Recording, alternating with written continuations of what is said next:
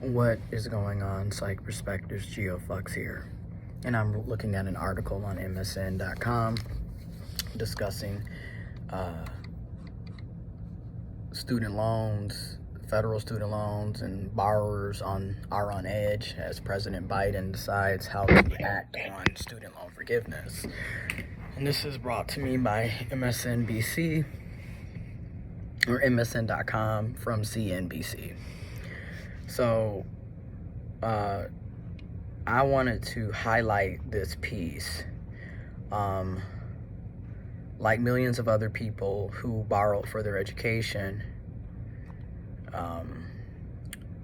this person, Tolcholsky, is eagerly awaiting to hear how the Biden administration will address the country's collective $1.7 trillion of outstanding student loan balance.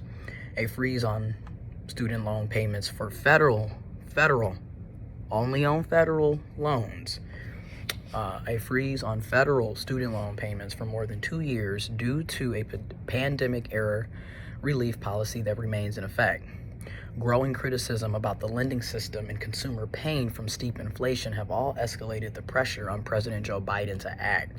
The president said recently he'd make an announcement on possibly relieving some of the debt, of the student loan debt, within weeks.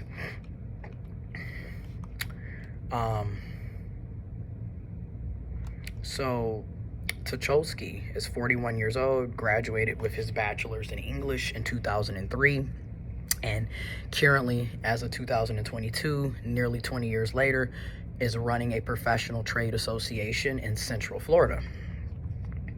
It took Tucholsky several years to start earning enough to begin repaying his student loans after he graduated from the University of Michigan in 2003. In the meantime, he enrolled in multiple deferments with the government, and the interest on his debt piled up. Although he's already paid back $18,000 that he borrowed to get his bachelor's degree in English, his balance today is more than $24,000. And Tucholsky went on to say, "I'm not asking for a handout. Something is just not working with these loans. If this were a mortgage, there would be hearings in Congress about it." Exactly.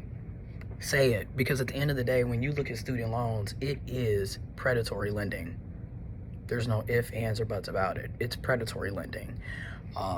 Not to mention the fact that a lot of these degrees, with all due respect, have no value economically, financially, job-wise. Okay, a lot of us, as this person stated, it took him several years to get a job that paid him enough to even begin to start paying his student loans. And he got his bachelor's in English in 2003. This was well before the recession of 2008. This was 5 years prior. And even in 2003, he was having a very difficult time getting a job that paid a decent wage so he could even begin to pay his student loans off. And he's already paid the $18,000 over the past nearly 20 years that it actually cost for his bachelor's degree in English, yet his balance is still over $24,000 because of the interest. Which brings me to my next thing. Everyone's constantly talking about, oh, but it's in deferment, or it's in forbearance, blah, blah, blah, blah, blah, blah. You need to make sure that you read the fine print. And the reason why I say that is because some people loans are in deferment or forbearance, so they don't have to make any payments. However, the interest in some of these loans is still accruing. So that's not a good thing. Hence why a lot of people end up owing double, triple what they took out because of the interest. Okay, the interest alone will have you paying double, triple, quadruple what you initially borrowed.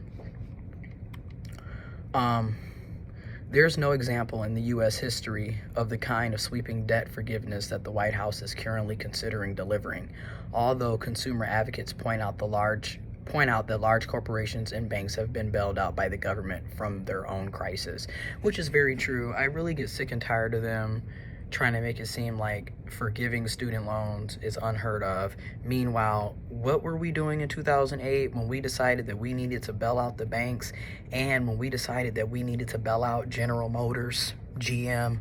Again, it's amazing how we can give millions and billions and trillions of our tax dollars to the rich and wealthy, to other countries, to corporations, but we can't do anything for the actual people who pay the taxes.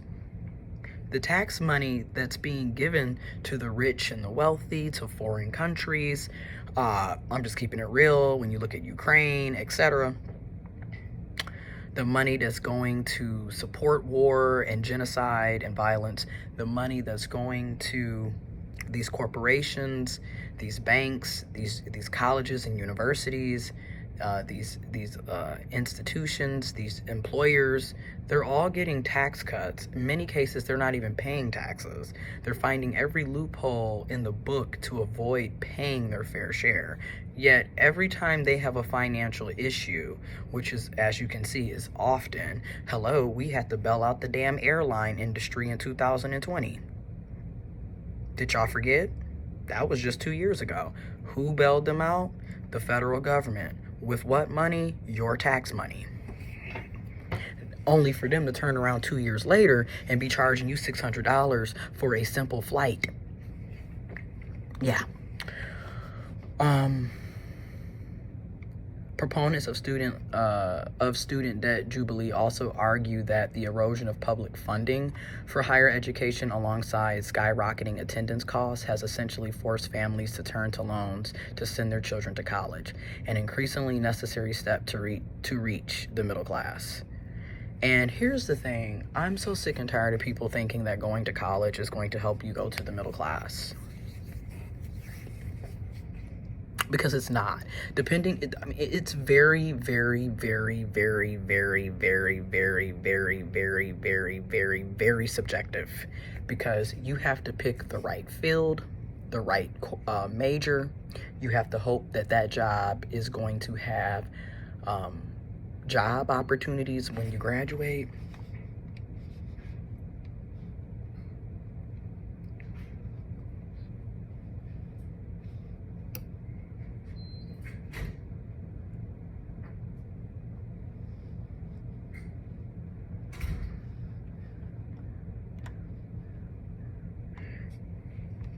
I just have to read that, but you have to make sure that that job has job opportunities when you graduate, that there's going to be high in demand jobs, and that the job field that you're going into is lucrative, aka is going to earn you a nice penny, aka is going to pay you a living wage or better.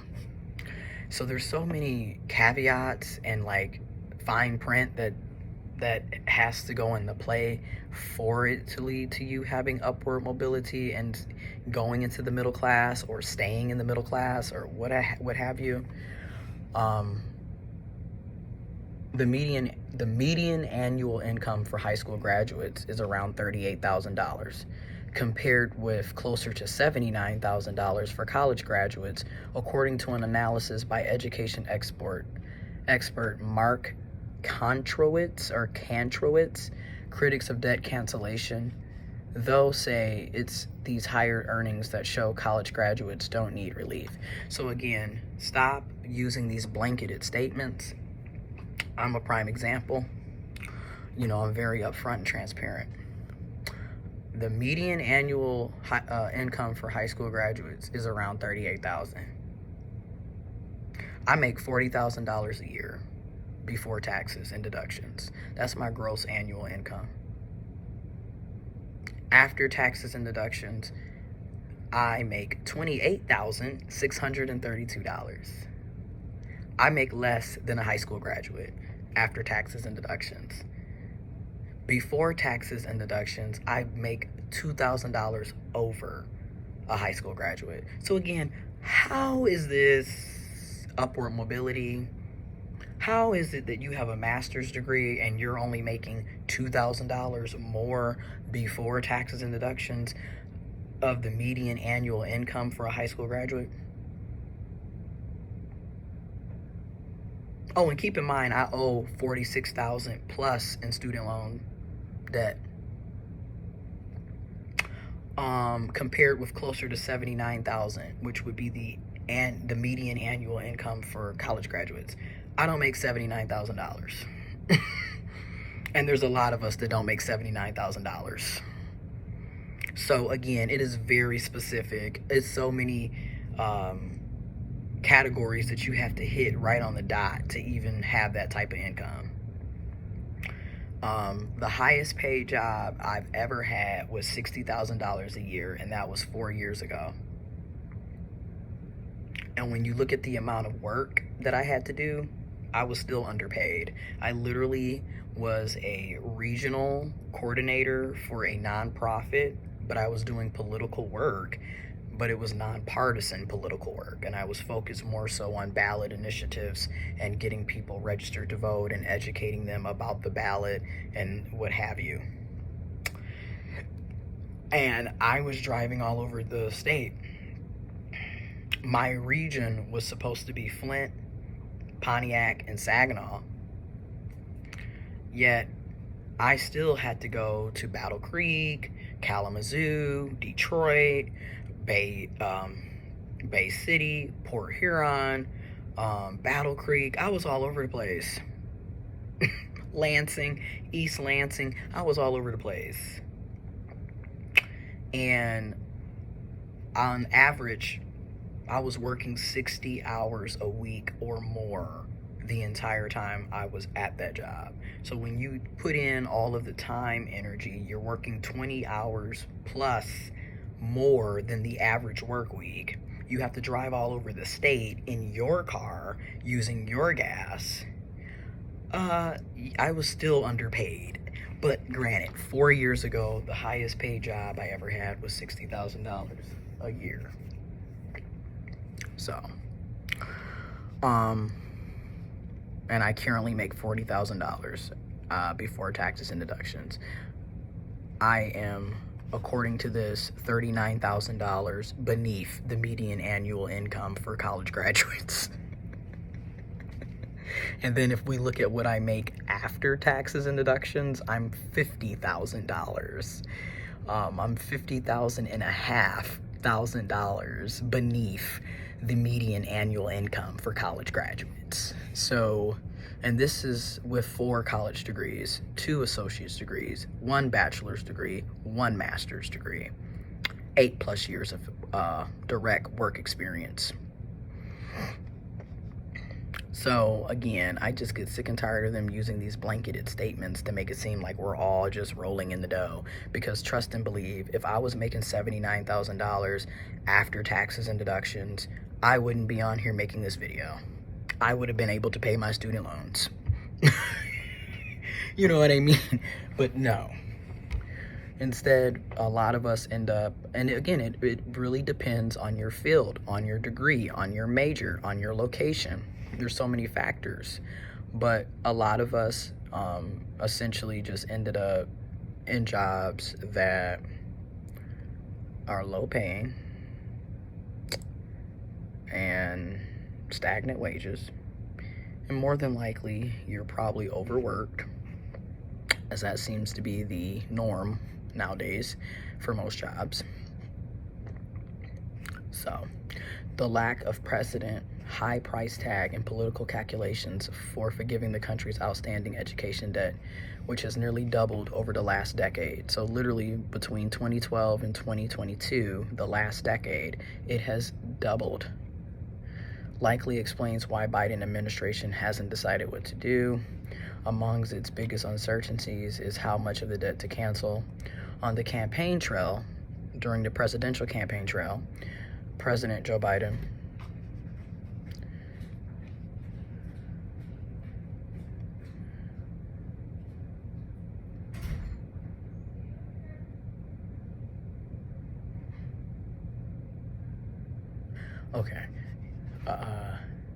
President Joe Biden said he was supporting clearing $10,000 for all, but there's now concern that an announcement with that amount will cause more frustration and disappointment than anything else.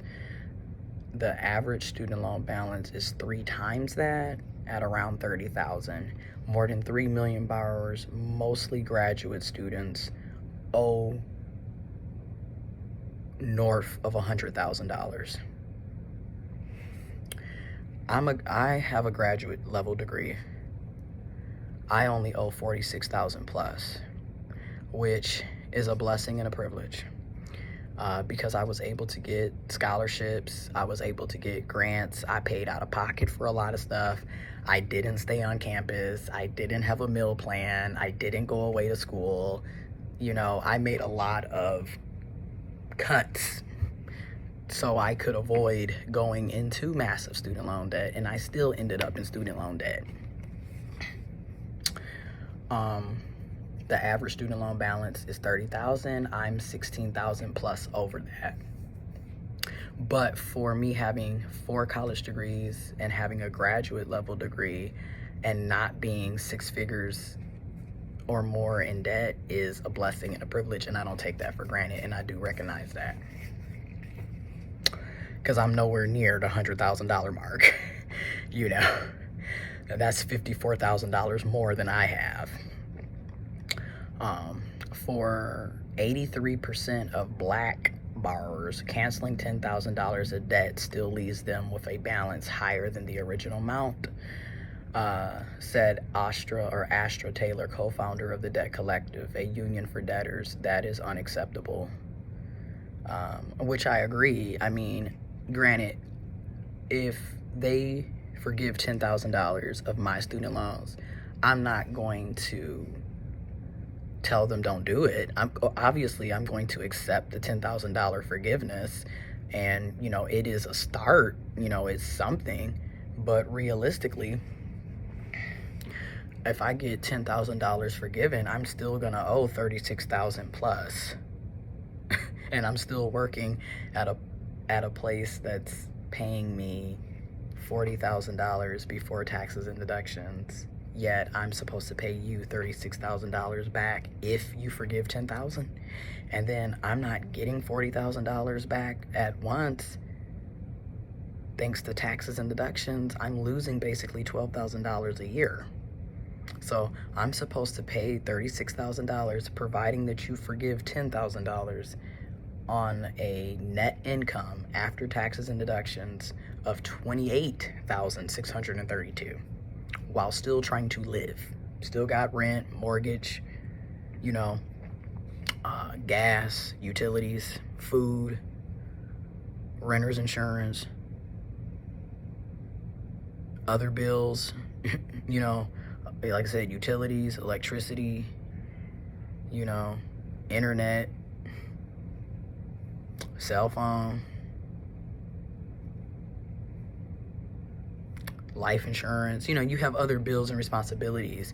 So, but somehow you're supposed to be able to pay this back when we're stuck in low wage jobs, stagnant jobs that are refusing to pay people their worth, let alone paying people an income that reflects the cost of living and inflation. Okay. The NAACP agrees. Wisdom Cole, national director of the association's Youth and College Division, recently said on Twitter that nixing just $10,000 would be a slap in the face, and called on the president to wipe out at least 50,000. Thank you. Because if they wiped out 50, all of my student loans is gone. And let's be honest, a lot of us, when I look at my credit report, right, because I do financial counseling and coaching, when I look at my credit report, all of my installments are my student loans. So I have a credit card that has a $2,000 limit, and then I have $46,000 plus of student loans. That's it. And a lot of us that have the student loans, we are unable to buy houses through traditional mortgages with traditional lenders because our DTI, debt to income, is too high. For example, if you're doing an FHA mortgage, you can't have more than 45% DTI. And a lot of us are well over that because of our student loans. And our debt outweighs our income. Again, we're stuck in low wage, stagnant wage jobs. And like I said earlier in this video, a lot of us have degrees that financially, economically, job-wise are useless. I'm just gonna keep it real, because you're not making any good money with a lot of these degrees, you know, which is in itself is the problem. Like, if we were paid what we're supposed to be getting paid with our education, with our degrees, with our years of experience, a lot of us would be able to pay back our student loans and actually live and thrive. But no. The White House decision will determine the shape of the future for tens of millions of Americans. Research shows student debt can make it more challenging for borrowers to start businesses, save for retirement, have children, become homeowners. Student debt is crushing borrowers at nearly all stages of their life, says Persis Yu, Policy Director for Student Borrower Protection Center. Debt cancellation is necessary after decades of mismanagement, abusive practices, and general incompetence in the student loan system. You added, roughly a quarter of loan holders, or 10 million people, were estimated to be in delinquency or default prior to the pandemic. While the Biden administration deliberates on how to proceed, borrower Nicole Cueto obsessively refreshes her newsfeed waiting for word. She owes more than $100,000 in student loans and was recently denied for a mortgage because of her debt to income ratio was too high. Again, I do a lot to help people become first-time home buyers, and I see this all the time. Your DTI is too high, and it's because of student loans. It's not because you went and bought some fancy car. It's not because you know what I mean? It's because of your student loans. Like, you're being scrutinized for getting an education that they told you that you needed to have if you wanted to have a good job, which a lot of us found out that is a blatant, bald-faced lie. But it was really sad, said Cueto, 39, who works as a publicist in Manhattan in New York City. She lived in 5 different apartments already and expects rising costs will force her to pack up again soon. And she's in New York. So good luck on finding anything lower than $1,500 a month. And then if you do, 9 times out of 10, it's in a location that's questionable, if you get where I'm coming from. I'm tired of moving, she said. If I was a homeowner, at least I could rely on what my monthly payments would be. What's more, if a portion or all of her debt is canceled, she said, my future could be something I look forward to. So I'm gonna leave links.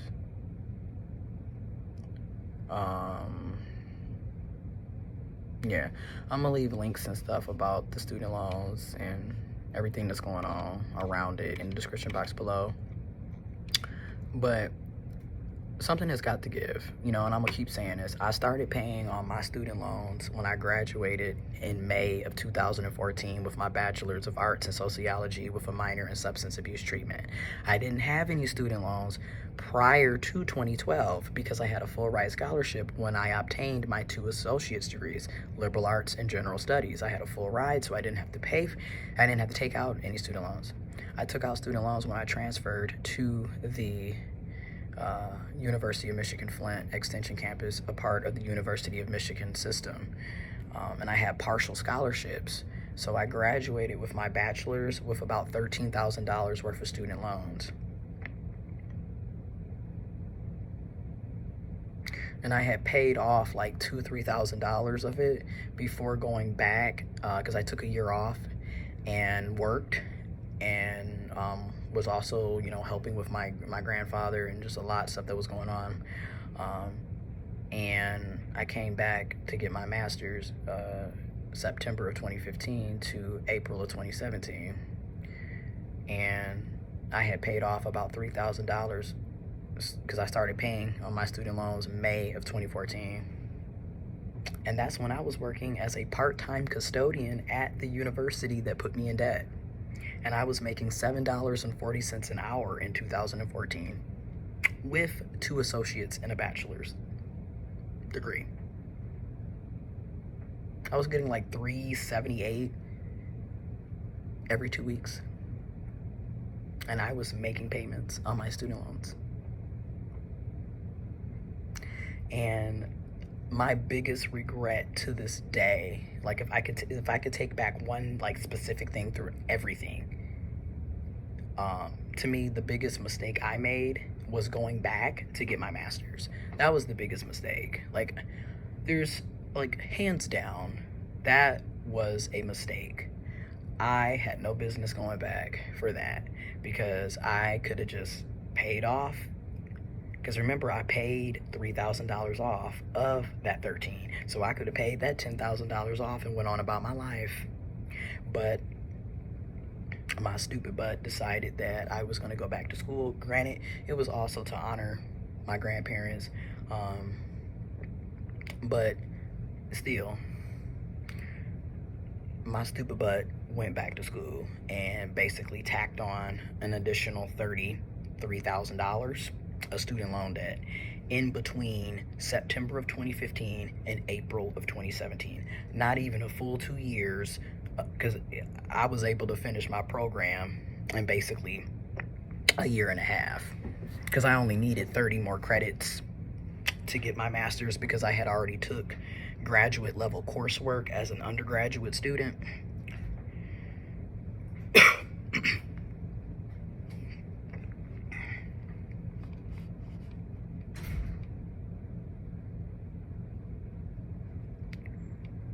So it's a lot more on here, but I'm not gonna read all of that. Yeah, I'm not gonna read all that. Links will be in the description box below. And this is a long video, but yeah, we have to do something about student loans, because we cannot continue to live like this. Inflation is at 9%. Gas is about to be $6 a gallon in August, and in many cases, in many places around the USA, it's already over $6 a gallon. In LA, it's like $7 and some change a gallon. So, and where I'm at, it's $4.59 a gallon. So I did see it lower for like $4.48. So it just depends on where you drive, I guess, in your area. But yeah, food prices double, triple what they were, 2-3 years ago. Hell, what they were a year ago. Like, it's ridiculous. We're heading in a recession, which, depending on who you're talking to, for me, and I'm gonna do another video on this, but for me, I'm sitting back like, when did we ever leave the 2008 recession, as far as I'm concerned? Because for my entire generation, I started working in 2009 when I was 16. And for my entire adult life, I've never been in a healthy economy where you could go and get decent paying jobs. I've never had that opportunity like that. So, and then I always lived, in Michigan. Michigan was very hard hit with the 2008 recession. A lot of people lost their jobs, a lot of foreclosures, etc. So I'm kind of like, and then here you are talking about we're going back. And then again, if you look at early 2020, before COVID was announced, the USA was already basically in a recession when you look at our numbers.